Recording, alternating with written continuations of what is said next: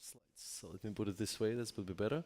Because it's apparently, according to Stefan, I was supposed to give a talk which had this title.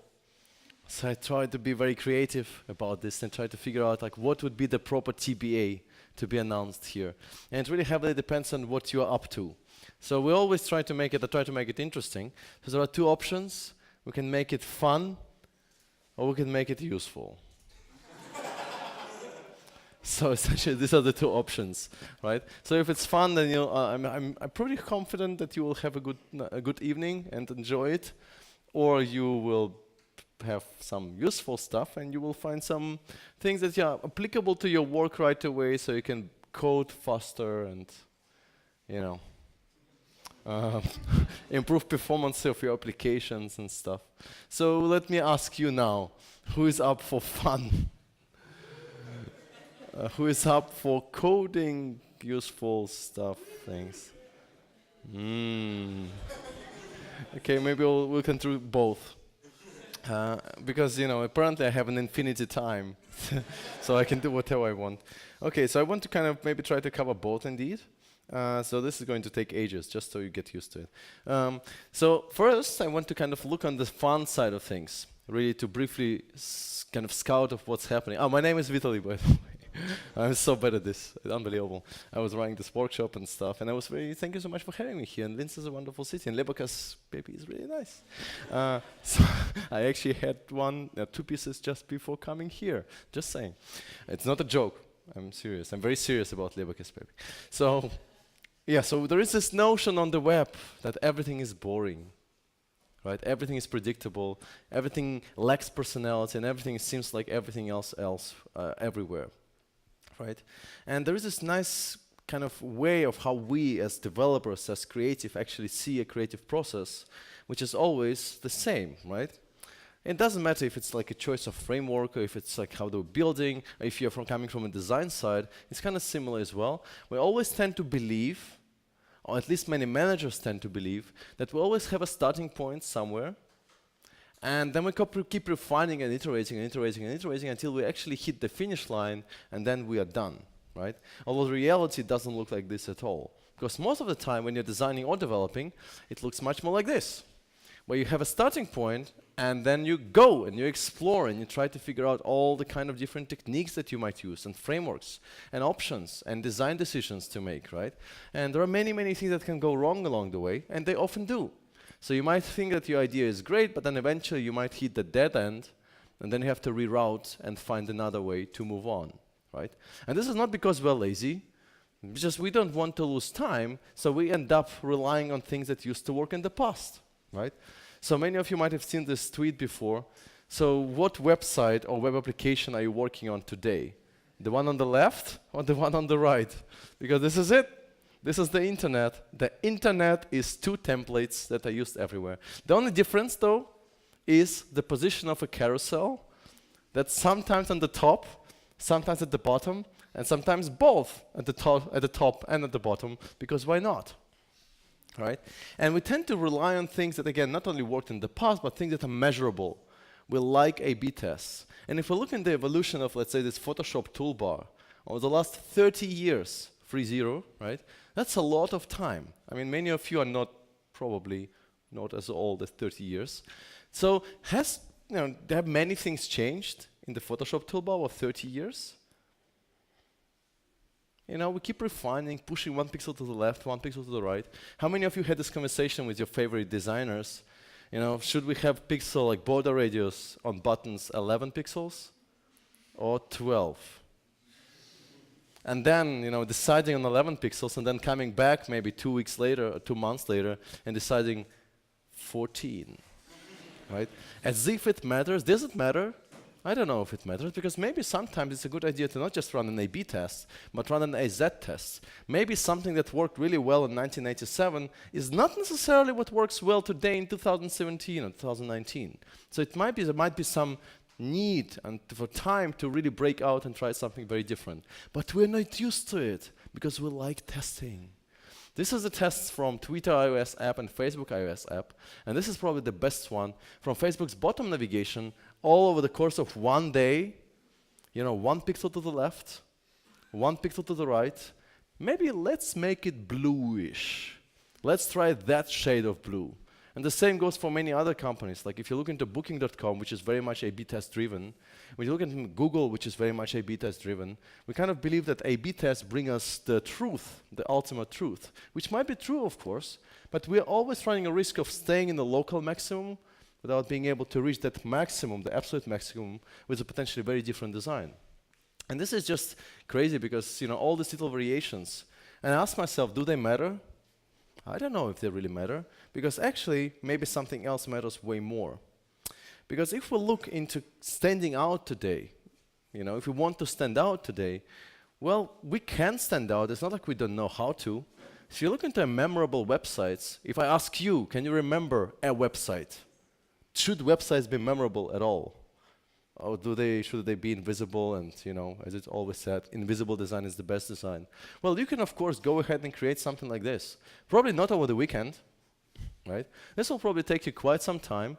Many people, many resources, a lot of money, concept, design, development, making it all responsive, performing fast, accessibility, web front loading, all of that stuff.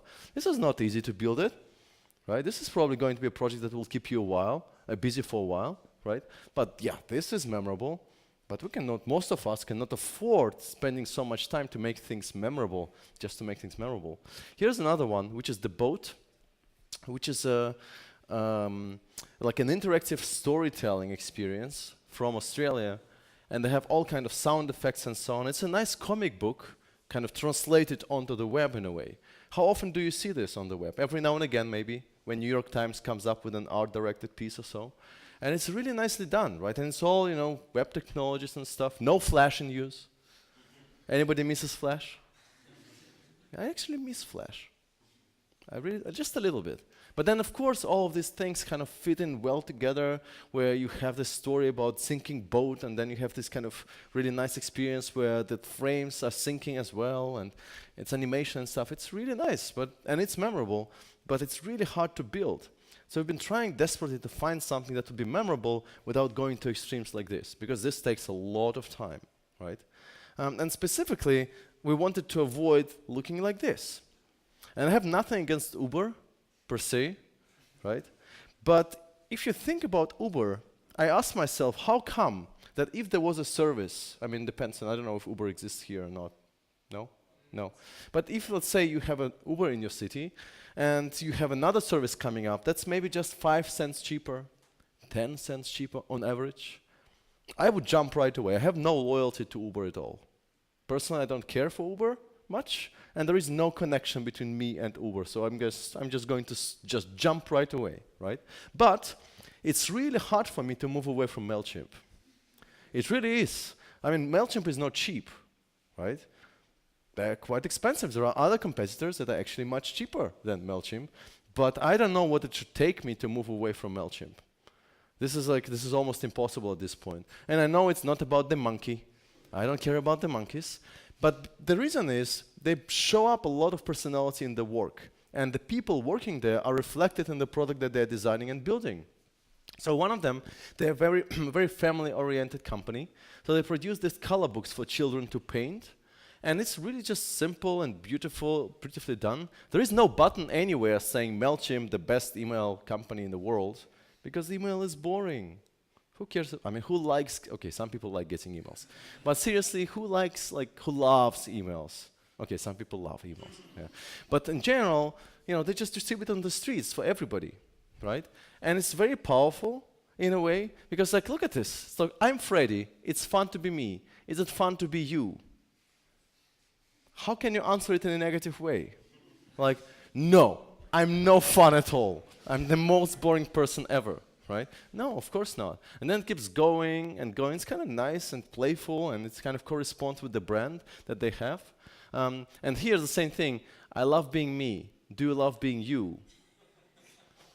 I hate myself every day I wake up, right? No, of course not. So this is kind of this emotional connection that they're creating by producing artifacts like that, right?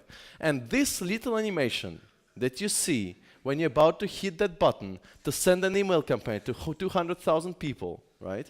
It captures the emotion that you experience so well, And probably this animation alone is the reason for me to stay with them, right? And it sounds like a cheesy little thing, but I think this is very, very powerful because this keeps money flowing to them from me to them, right? Uber doesn't have that. It's not like every single company has to have it, but there is a lot of power in producing something as simple. I mean, this is simple to produce. A designer can do it in a day at max, right? But this is very, very powerful. Right? So when we started working, and when I try to work with companies, because like 50% of my time is consultancy, we try to do something that's more emotional, like MailChimp, and much less like Uber. I mean, there is a place for both, but most of the time, we want also people to stay with us for a long time. And we've been looking into techniques to make it work, but simple techniques, not necessarily something that would be of extremes like that boat example that I showed. And there are a couple of really simple things that you can do. And we have this many conversations about not making people think, because God forbid making people think. How can we make people think? Everything should be invisible and simple and obvious. And I think it's maybe about time to introduce some friction every now and again, just a little bit, to get a chance for people to connect with us emotionally. And so there is a really nice example for that.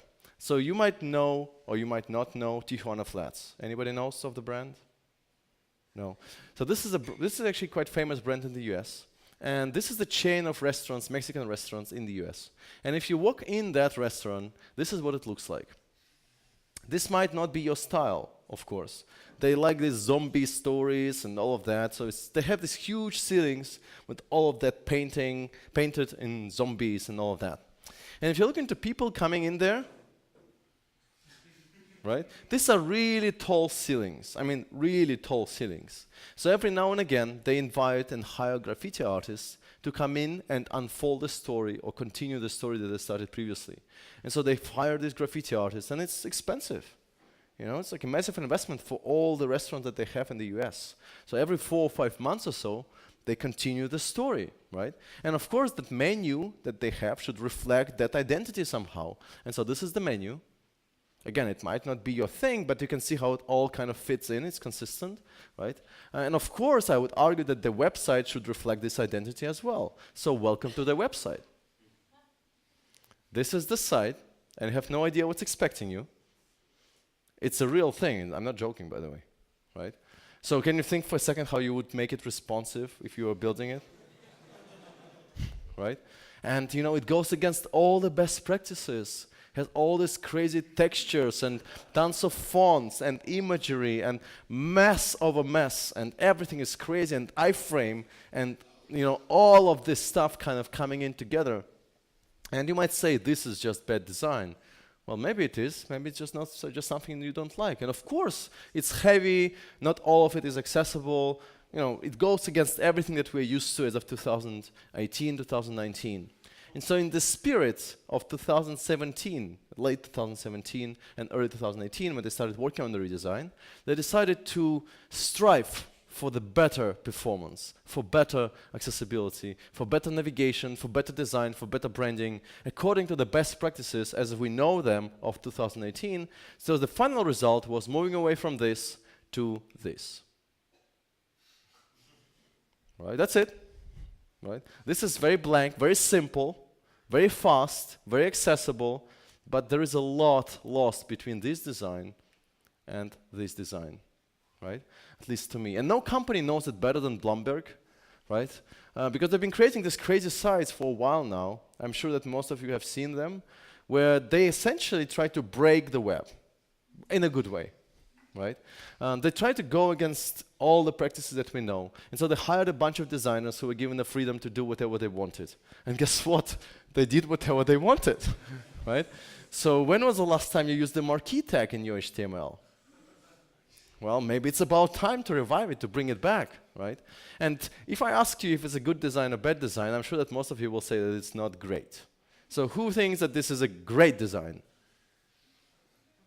Okay, who thinks this is a bad design?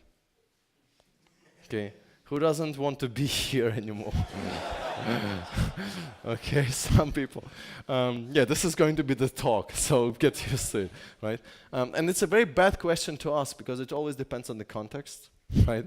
Of course it's a great design because they sold all the tickets 2 months ahead of time compared to the previous year. So actually, if you're building a conference website, that would be your inspiration, maybe. I'm just saying. So they achieved their goals way faster than the previous year. So of course it's great design. It's supposed to serve a purpose. It's not here as art. It's not like we're putting these websites in a museum somewhere to be, delighted. No, of course they serve a purpose, so they did. And they also create all the stuff like this. Have you seen this one, anybody? Oh, this is going to change your life forever. You better write down the time. So this is the future according to Elon Musk. Okay? And it was the most popular feature in late 2017. It got the most traffic. And essentially, it's taking every single rule that we're used to in the web and breaking it, for the sake of breaking it, partially. And, you have no idea. There is so much stuff that you can explore. That's a nice calendar to use. We all use this material design thingy, subtle animations, bouncy effects. That's memorable, right? And there is a lot of stuff happening. And of course, it brought them traffic that they wanted, so it's a good design for them. And it's happening like all over the place. Because you'll find out, for example, big companies, bigger companies, desperately trying to be different for the sake of being different, adding this kind of friction, actually a lot of friction. It's not just the projector, just saying. So Dropbox rebranding was a big deal, everybody was talking about it. But guess what? All of a sudden, Dropbox is seen as a design company, which they were not before that, right? So they just try and take the risk, and they do something crazy, and it actually works. But of course, you don't have to go to extremes like that by just adding some friction. You can also add a little bit of friction. This is a Momo museum in Belgium, and it's a little bit weird, that's all. It's not bad, it's not horrible, just a little bit weird. With the Marquee tag, because this is so hipster these days. But also a little bit of buttons are a little bit off, the navigation is a little bit off, the buttons and the position and the typography. It's a little bit strange, but it's not bad, right? It's just a little bit different. You could, of course, go to extremes and introduce a lot of friction. So if you look here at Aftershock, I hope you appreciate the hover effect on the cursor. Somebody was really creative, I believe, right? But the problem here is it's really inaccessible. So you can't really copy-paste the text, and there are some really critical features that are really broken here. You don't have to go to extremes like that, because you can take the same idea and make it more subtle, right? It's again the museum website, but then here you can move things around. That's a nice thing. Why not? You give the freedom to express your creativity, so this is it. Right? So it's much more gentle, much nicer. And here's, for example, a website from London. And again, it's a little weird restaurant website, but imagine you're going to a little restaurant which is maybe cozy, maybe strange, maybe the person serving food has a personality. One of the most memorable restaurants I've ever been to was where the waiter was singing all the time. That's not my style. I don't want somebody to be singing in my house all the time. But it's a little bit quirky, a little bit different, so maybe that's good enough, just a little bit of friction every now and again. So we started doing something similar. So on the side, for example, we started adding buttons like this. Right? Would you click on this button? Who would click on this button? Yes, of course you do. In fact, and of course it's a very popular button that people click on. Would you click on, Would you click on the button if it said, this button does something? Whatever, right? But this is a very popular button, right? And this link as well, by the way, which is a nice coincidence maybe, right? So you can make a little bit of friction every now and again just to make people think just a little bit. Another thing you can do is make boring interesting. You take the most boring element ever and you try to make it a bit more fun. For example, you might have a really boring product to sell. So wrap a story around it. So Hans Brinker is a hotel in Amsterdam, and it's not a good hotel. If you're not a good hotel, you should not be expecting 5-star reviews on TripAdvisor or anywhere else. They're lucky if they're getting 3 stars, right? It's a really cheap or really bad hostel. So they had a problem because they were not selling enough rooms. So what do you do if you don't sell enough rooms? Well, you try to sell more. This is a normal way of thinking. They couldn't or they didn't want to make their rooms better because they didn't have the money. But they had the apartments already, so they had to do something. So they hired a designer who was paid 1 burrito, but he was given the freedom to do whatever he wanted, right? And so he said, well, you're telling me that there is no money to make the website experience better.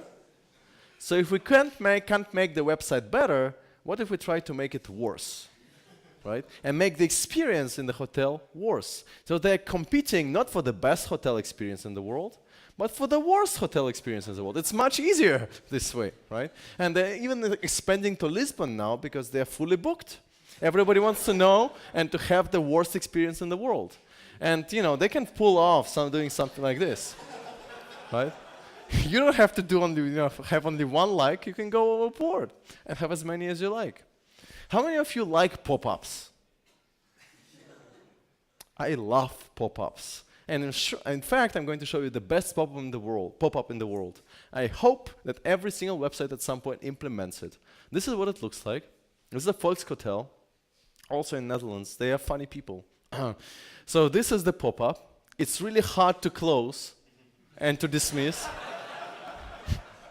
Right? This is not a little bit of friction. That's a little bit more, right? But you take something that's inherently boring, like imagine a small little rectangle in the middle.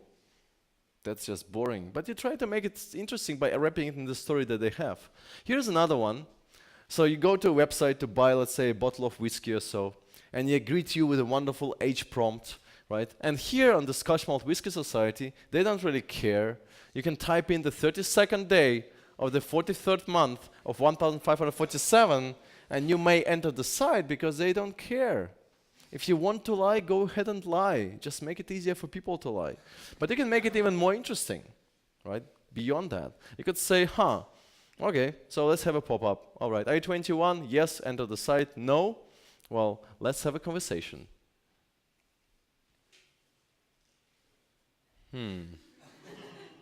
So you're at least 18. Right? And it's kind of choose your own adventure kind of thing, right? So, and you know, this is not difficult to implement. I mean, it's really easy, just a couple of pop-ups, right? But this is really powerful because this creates this emotional connection I was talking about earlier. And there is no way to say, there is no way to click yes at this point, right? And then you get your fancy video that you can watch and share with your friends, of course, right? 160,000 views, right? So that's pretty cool. So this is also something you could do. Or this one, you know, you go to buy something and then they ask you for your title, you know, Mr., Miss, Mrs., this kind of stuff. And you go, well, what can be more, is there anything in the world that's more boring than this? I don't know. So you can make it fun.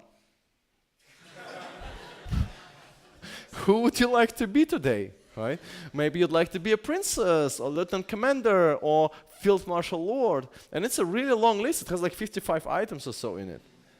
So you can really go ahead and explore, right? And sometimes, of course, you can do it much easier. I mean, in a corporate setting, you probably cannot pull this off, but you can have a little animation showing up. Like, you need to take a selfie, it's just a little cute animation showing up, like, hey, walking in and kind of, you know, take a selfie. This is pretty cute, right? And that's not really difficult to do. Another thing you could do as well, I have to jump a little bit here, is of course to, you know, this is, most of you might have seen this before, right? But it's really super powerful. It's like this little character acting on what you're typing. And at this point, normally we would say sign up forms, right? You just type in and you're done. And at this point, I really wanted to type and retype and type again to see if this guy is going to respond somehow differently. Right? So that's very powerful and it doesn't cost much money at all. This is really easy to do. And they also produced, Darren also produced the second iteration of this, but it wasn't as great, frankly. I mean, that's okay, but you know, the original was better, right? But even something like a loading indicator, you know, you have nowhere to run, so that's fine. So you can just keep ahead and waiting. And it's little bouncing in here. It's so cute, actually, in a way. It's really well done, right? It's not that hard to do, right? But you can also, of course, introduce a lot of friction every now and again. So a radio button, you know, radio button. So can we make radio button fun? Sure, we can.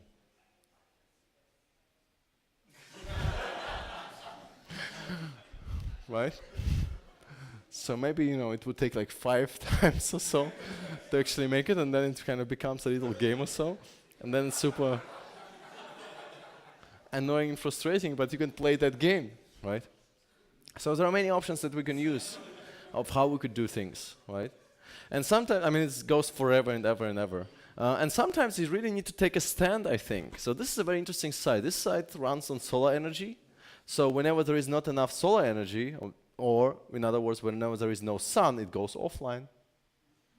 Because, you know, there is no solar energy, so how can it be run, right? So it runs all on power cell. And so in fact, this is why you have this low-tech textures and images are all dithered and things like that.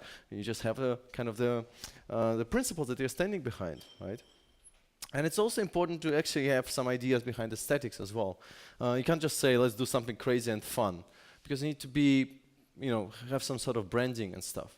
So if you look at all these designs coming up now, they're all the same. Of course, the illustrations are different, but the color schemes are very similar. So I think that many people have differences distinguishing between Atlassian and Intercom and Slack. They're all kind of very similar in a way, right?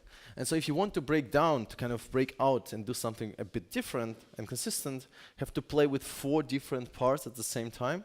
So you have to play with the colors and the typography and the layout, and also kind of the arrangement and the composition of these elements. So all of this has to work together for it to be memorable, right? It doesn't require a lot of effort.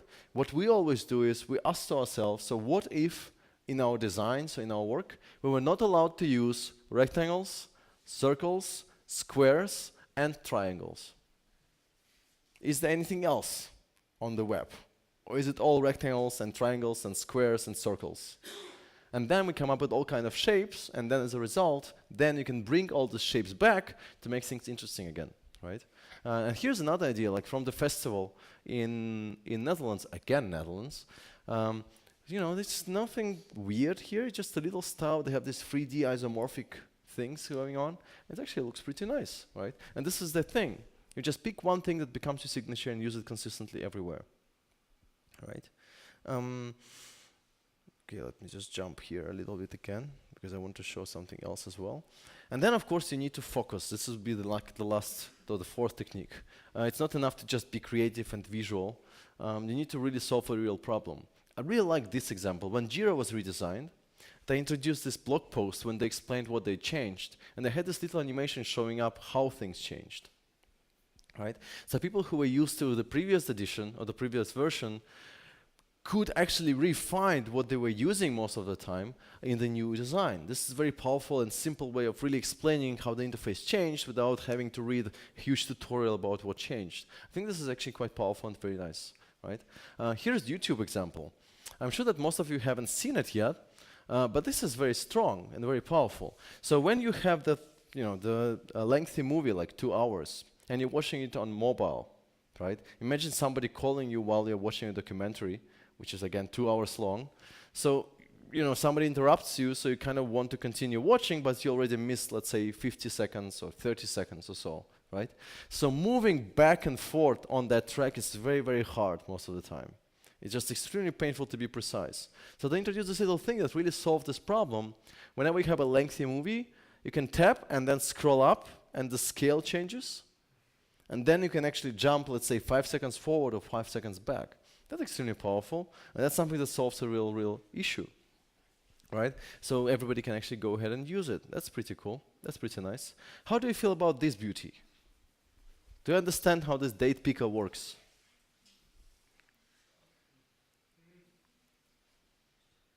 Is it something that you might want to use for your application or your website? Maybe not. Okay, if I ask you now again, who thinks that this is a great design? Anybody? Okay. Who think that this is a really bad design? Who still wants to go home? Okay. So this really depends. This is probably the weirdest question you could ask. So if somebody asks you this question, just punch them in the face. Because this is a bad question to ask. Because it really depends on the context of what it's designed for. If you design it for, let's say, an airline website, that's pretty bad, right? But if you design it for a book library, where people have to index books all the time and they have a big dashboard, it's much faster to tap on these big buttons there than type it on a keyboard all the time. That's pretty cool. So this could work in some cases. Here's one of my favorite examples actually. If you want to travel from one place to another, SBB introduced the notion of touch time plan. So the way it works is this. Whenever you start the application, or even on the website, it's the same thing, you're getting this grid of items with the predefined choices. You can define them as you like. You can say that maybe you go to winter tour quite a lot, maybe you go to Zurich quite a lot. But once you did that, the only thing required to book a ticket is to draw a line. Right? So essentially, you draw a line, that's it, that's your input. And you can buy a ticket automatically like that. That's nicer instead of typing where you are and typing where you're going all the time and typing the time when you're going and time when you're coming back. It just assumes that you can arrange it in any way you like. You draw a line and this is it. This is very strong stuff. This is very, very powerful. So I think that's pretty cool. And then finally, I spent so much time this last couple of months with students in Netherlands because I was teaching in the University of Amsterdam, of Interaction Design in Amsterdam, and I was shocked. I was shocked by the way of how they use the web and how they see the web. So over the last year or so, the role of privacy has become so important. People really start worrying about the data and the privacy, also of course because of GDPR, cookie consent and all that stuff. But it's really incredible how much faith we lost already as designers or developers at this point. Because people don't trust websites or web apps. And it's remarkable because it's a lot of a lack of respect because of advertising and all that stuff. But it even goes beyond that. So this is a regular experience that people are used to and they hate it. You go to a website to buy tickets in the cinema, you end up with this wonderful pop-up, which doesn't really work, and it has a close button, so you assume it's going to be closed when you click on it, right? You click on it, it opens in a new tab. That's nice, right? And then you come back, try to close it again, and it opens in another tab. That's even nicer. And eventually, if you do want to give them money, because this is where you're there on the site to buy a ticket, to give them money, you end up with this wonderful prompt with the one button, to pay with Visa or MasterCard. But then please check that the film, date, session, and the information shown above is the one you have selected for your movie ticket, since you will not be able to make changes or refunds when the purchase is finished. Right? And it keeps going and going and going. This is so disrespectful. It's like punching somebody in the face in a bad way. Right? This is just really, really horrible. Oh, here's another one. This is my favorite.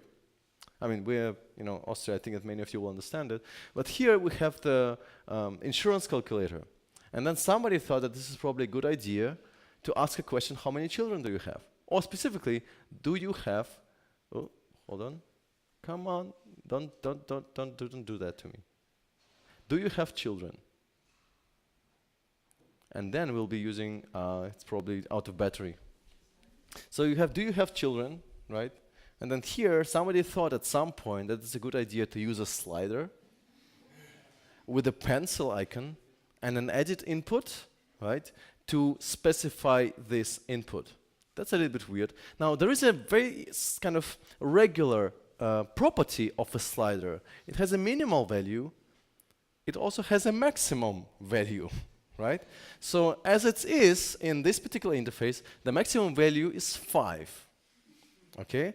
So what if you have 6 children? Now you have a problem, but you have a solution too. Because now you can click on the pencil icon, then this thing becomes an input field, right? That input field can be changed. You can change it to 6 or 7 if you have more than 5. The only problem is that the interface will say no. You can have at most 5. Right? Because you have a maximum limitation here for 5, right? This is just ridiculous. And imagine somebody actually sitting somewhere and designing this kind of interface. This is just totally disrespectful. And it gets much worse than that. In regular cases, you want to buy a boat. Right? So you want to buy a boat. So you go to Sessa Marine, they're actually quite well known for boats, right? And then you get this beautiful video. And then you get mesmerized and you really feel like, yes, that's the boat I want to buy. So you choose a model that you want to configure, and what they give you as a result is just despicable. They give you half a carousel and 2 Hamburg icons on the top, right? For the price of just 1 million euros, right? This is just so disrespectful. And you think, what the hell is happening here? So you try to click everywhere to figure out like how does it work. You choose a model, and then you realize, I'm smart. I know. I can click on the hide summary link checkbox, and then that thing disappears, but then it appears again, right? And you go through a series of checkboxes and radio buttons, and you're giving somebody 1 million euros potentially, and this is the interface you're getting. Right? And sometimes it gets much worse. So this is my favorite example ever. If you don't like insects or have allergies against bugs, I highly recommend you to close your eyes now. You will not like it, I'm sure. So this is a configurator for means to kill bugs in your apartment. And I can almost imagine a designer sitting somewhere in Photoshop thinking, let's make a little bit of blood spatter over here, a little bit of red over there, and let's produce a beautiful, wonderful configurator. So you click on a button, make them stop, look at this slider. Somebody had a lot of fun designing and building it, I'm sure, right? And then you answer a couple of questions, as it always is with configurators, right? Where have the bugs invaded, all this kind of stuff. And then, boom, you have the winner. Unfortunately, they have only one product to sell, but but why not? Of course, right? And then, of course, there is a company. There are some companies. This is a very famous company. I'm sure that you know of it, right? And I have a very strong relationship with them. They don't like me, and I don't like them, and we're very happy about that. But they did a redesign, and the redesign is not that bad. But I will never forget one thing. Never. I never forget. I'm like an elephant. I never forget. I never forget that the moment when you add something to the card, the insurance will be added in for you automatically, unless you opt out. But to opt out, you need to know how to opt out, because opt out is conveniently located between Denmark and Finland in the country selection. So I never forget. No, and this is not a joke, by the way. This was a running thing. But the best thing is, we're used to it. They will not trick us, right? We will find a way. We always find a way, right? And so we always kind of find or ask somebody, and then we find a way where it actually is located, right? And so there are many examples like this. And the recent one is this one. Some of you might have seen this. An Instagram ad where they photoshopped a hair on it. Because nobody wants to have a hair. I mean, it's not my problem, but nobody wants to have a hair on their Instagram, on the phone, right? So everybody starts, clicking on it or moving it away, and they click accidentally, so engagement increases. That's nice. And then somebody said, no, we can do better, right? So we don't want like hair. This is just disgusting. Let's add some dirt. I think it's very hard to see here. There's a little dark stain, right? Because people don't want to have, stains on their phones either, right? And then somebody said, we can do better. Cancel free trial. 2 great options, right? Works really well. And then somebody said, no, we can do better, right? My medic would like to send you a notification. No, I do not want to stay alive. That's a very strong statement. And then somebody said, no, we can do much better than that. And this is a recent newcoming to this wonderful area, to this wonderful world of disrespectful, horrible interfaces. The good old Gdpr cookie consent prompt, right? Where like one of those, where you can tap and click whenever you like. But then, why not ask people to, manually opt out of every single one of the trackers? And we have like 158 or so good luck with that, right?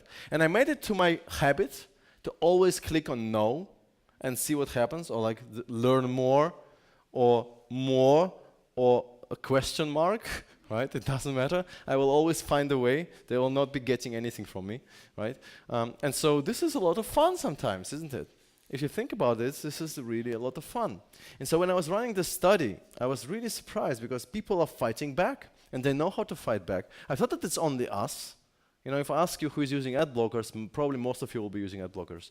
But regular people, are using ad blockers. They're using all kind of stuff. In fact, the setup that I have, the ad blocker, the cookie prompt blocker, the video autoplay blocker, the tracking blocker, the Facebook blocker, the permission notification prompt blocker, and even VPN by default, like for example in Opera, is pretty much not the standard, but this is what many people are used to. Because we get this a lot, right? And so people are using AdBlock Plus, of course, or they're using Ghost3, and they're using Facebook Container, and they're using, and this is like my favorite one recently, Stop Chat Pop-ups. Oh, because we're putting all of this stuff, and people are really fighting back. Oh, here's another one. So the guy who built it, he was so surprised that so many people really found it useful. So it's like 240,000 people were downloading it, like I think over the last 3 weeks or so. Because cookie consent, who loves to get a beautiful cookie consent pop-up? That's great, right? And so it's actually really interesting because there are many, many, many concerns that people have, and we don't even think of them sometimes. So of course there are things like tracking, but people don't care about tracking so much. This is not really a big deal.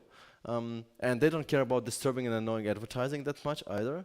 But they do not want to get notifications or marketing emails. So this is like the severity is going up as you are here. And there are only a few things that people really care about. Really care about. For example, let me ask you something. Imagine you're going to a public, like to an airport, it has a public Wi-Fi hotspot. You have a wonderful choice to log in with either WhatsApp or Facebook or Instagram or email or SMS. Okay, so you're gonna have WhatsApp, Facebook, Instagram, email, SMS. Okay, who would use WhatsApp or Instagram or Facebook? Nobody. Why? Because we don't trust them, right? Because we do not know if they are going to publish on our behalf, right? And what kind of access they're going to get. So this is a very, very, like, if you have these buttons, you can forget about them. People will not use them. The interesting part is people will use either SMS or email.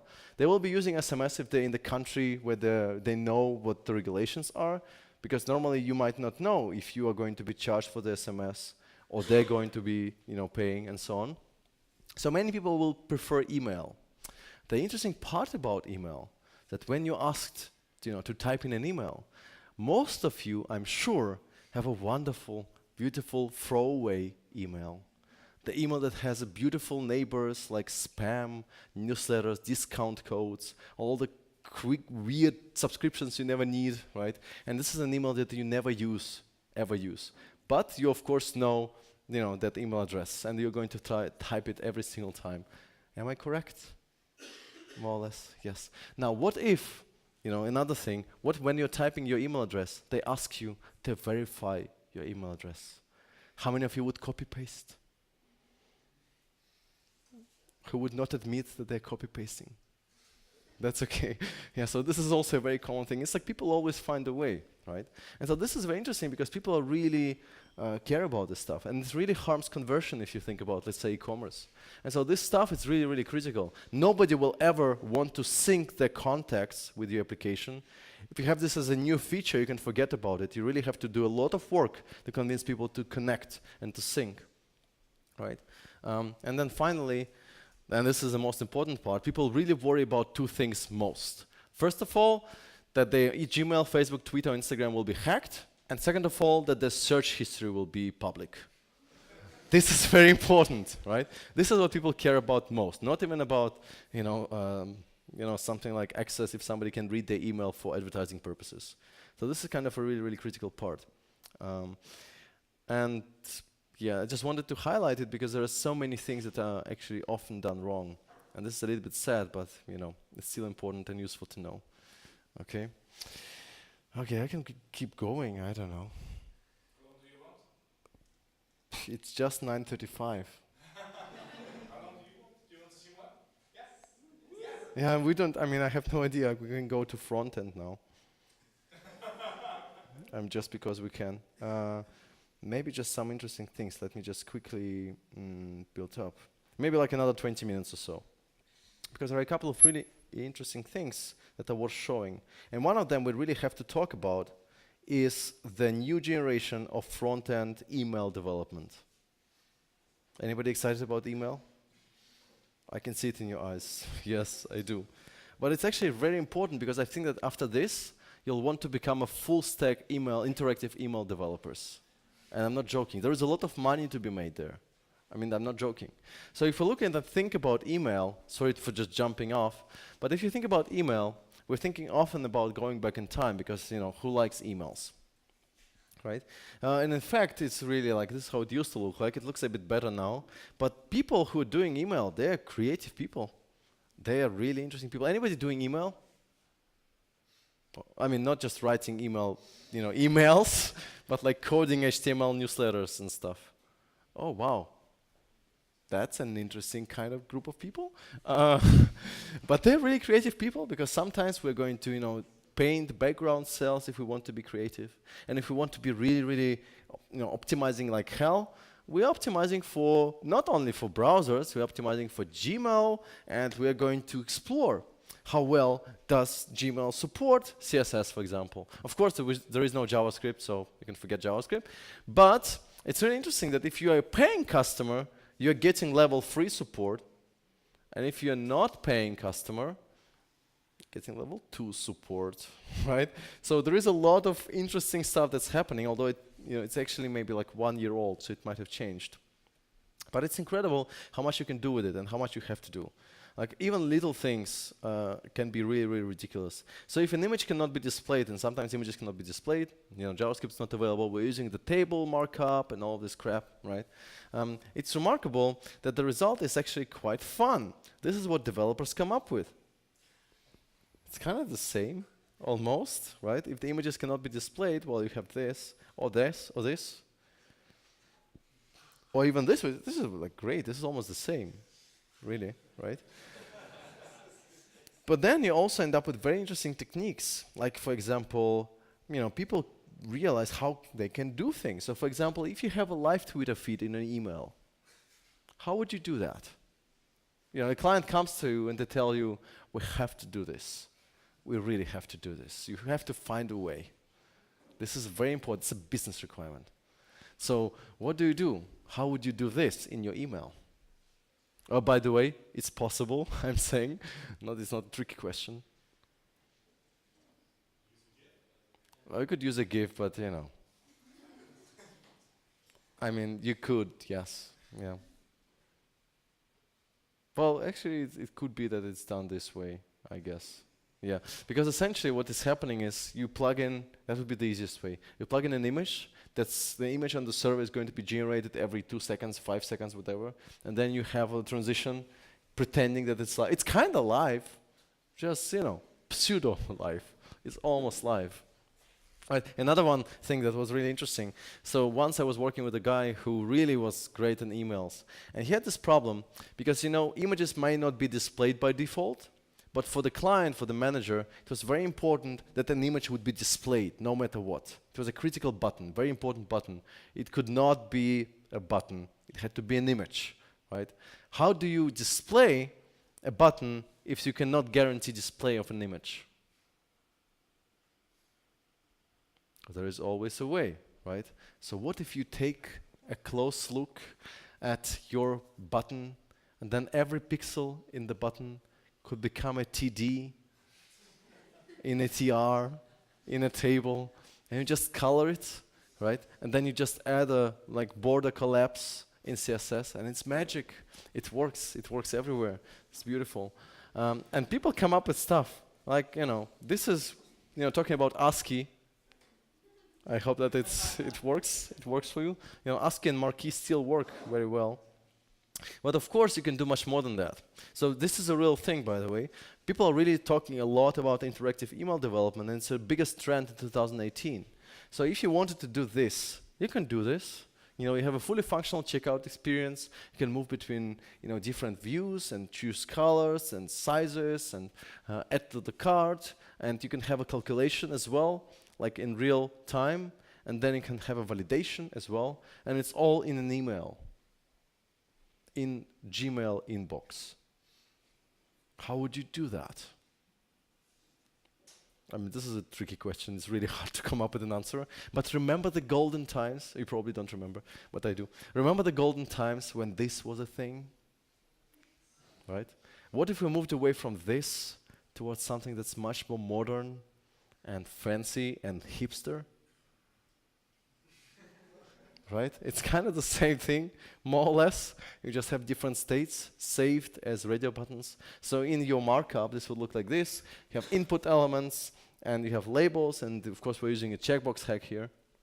And then if you want to define a state, you have checked, checked, checked, checked, not checked, checked, checked. Oh, then style div this way, right? That could work. And in fact, if you want to make this work, and if you want to do it manually, good luck to you. You just need 117 radio buttons, 44 checkboxes, and you get all this fancy stuff for free, right? That's nice. And you might ask yourself, so how would I calculate the price? I mean, that surely must be, you know, how is it done? There is no JavaScript. How would you do that? Is it magic? Well, I'm glad that you asked, because of course you can use CSS counters, right? And I know what you're thinking at this point. Right? But you don't need much for this. You really don't, because you need to support checked. And of course, you need to know that an email file size is limited to 102 kilobytes, and otherwise Gmail is clipping the image. So it's also CSS is limited to 12,000 characters. You might think that this is that's a lot. That's not a lot if you do this, right? And then, of course, the support is actually pretty decent. If you want to have fully interactive support, like 61% of popular clients will be supporting it, and then the fallback will be just the first image that we're displaying and the first panel that we're displaying. And in fact, this is a thing, right? Interactive email usage is actually, according to 2018, a top email trend, and people come up with all kind of stuff for it. So carousels, of course, hamburger menu, offer reveal, quiz. Who doesn't like to have a good quiz in the email, right? Quizzes and reviews and hotspots and so on and so forth. And in fact, yeah, it's a really big deal. There are conferences about it as well, the interactive email conferences. So creating interactive email experiences is the biggest trend that everybody is trying to play. Now the problem is nobody has fun building it, but there is a lot of money to be made, so it depends on what you want and how you want to achieve that. And this is also why we have Google coming up with AMP email. And in fact, all of this stuff that you can see in email inboxes these days is actually perfectly normal. But for Google, again, this is like a big deal, and they start working on AMP, and you will find many Google email AMP developers, or people who actually build stuff for Google. Well, for example, if you want to book an appointment, or you want to set up a reminder, you can achieve that right in your email. That would be ridiculous. Like, imagine aliens coming to us and seeing how we deal with emails, thinking, why did they go to websites all the time? Can't they just do it, in that email? And this is like exactly what it's actually supposed to be. You don't have to go to the website, you can do it right there. If you want to use Pinterest, for example, to pin an image that's actually coming your way, you can pin it right there, right? You don't have to go to pinterest.com. And the same goes for booking. If you want to slide through the carousel and maybe book in a hotel, you can do it right in your email, right? So all this is actually quite possible. And in fact, Yandex, just the major search engine in Russia, they announced like their own AMP-alike thing now as well, so they can spam many people with interactive emails there, right? Oh, sorry, Yandex, I like you, but yeah, just saying, right? Yeah, I think this is really like a big thing. So if you're really curious about this, there are a couple of resources. One of them, and that's really useful, is responsive email patterns.com, I believe. Just a second, I'm just going to find it quickly. Yeah, responsive email patterns.com. And the other one is responsive email resources.com. So many of the copy-paste snippets are there. I know it's no fun, but And this demo, by the way, with this crazy checkout, it's coming from Rebel Mail that's now part of Salesforce. So expect a lot of emails coming your way soon, right? And so this is coming from Mark Robbins, right? Okay, so I'm just going to wrap up, and if you have questions, we can dive into something else later. But I want to finish with a little story of my life. In 1 minute. It's really not a joke. So we covered kind of a couple of little things on the personality and the email hacks and stuff. But I realized one thing. So I've been got like 50% of my time as in consultancy, and I work with companies and we try to improve things. And every time I'm so close to really making an effort and really making it something really good, it always gets screwed up somehow. So I don't believe in perfectionism anymore. And so I'm very happy as a result. So welcome to my world. This is the world that I'm living in, and I feel very happy in it.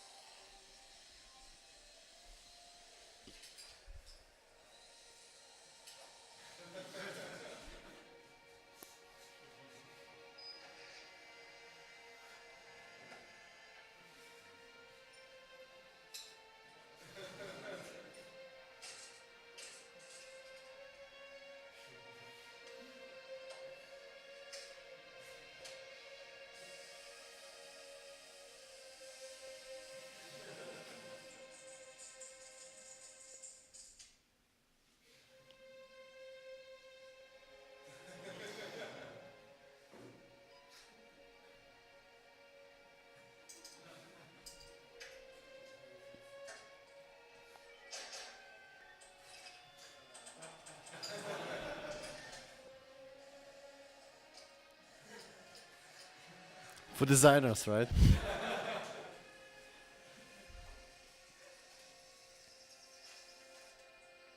Oh, that's a little bit sad, but this is the truth, right? You never get what you want as you want it.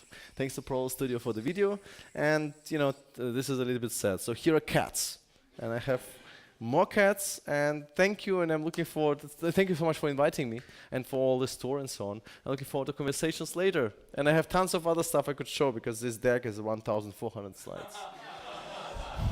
So that's for the next time maybe. All right, thank you so much, everyone.